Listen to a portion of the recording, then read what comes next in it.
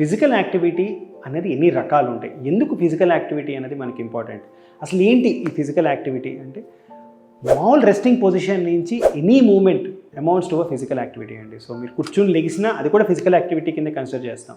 So ఈ physical activity కనుక ఒక ప్లాన్ సిస్టమాటిక్ వేలో కనుక మనం చేస్తే దాన్నే ఎక్సర్సైజ్ అంటాం అనమాట. ఇటువంటి ఫిజికల్ యాక్టివిటీస్ ఒక నార్మల్ పర్సన్ రోజు చేస్తాడంటే దీన్ని 4 భాగాల్లో డివైడ్ చేయొచ్చు. ఒకటి రిక్రియేషనల్, అంటే మీరు పిల్లలతో ఆడుకుంటాం, ఇవి కూడా మనకి ఫిజికల్ యాక్టివిటీస్ కిందే కన్సిడర్ చేస్తాం అనమాట.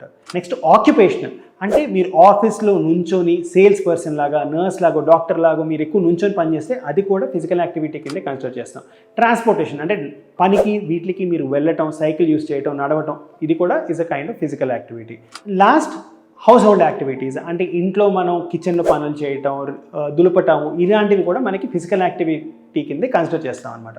సో ఖచ్చితంగా మనం ఫిజికల్గా ఎంత యాక్టివ్గా ఉంటే అంత మంచిది. కానీ దీన్నే కనుక మనం స్ట్రక్చరల్గా ఒక జిమ్కో, ఒక రన్నింగ్ యాక్టివిటీ, ఒక వాకింగ్ యాక్టివిటీ కింద మారిస్తే మనకు హెల్త్ బెనిఫిట్స్ అనేవి సస్టైన్గా లాంగ్ టర్మ్లో మనకి కనిపించే అవకాశాలు ఉన్నాయి.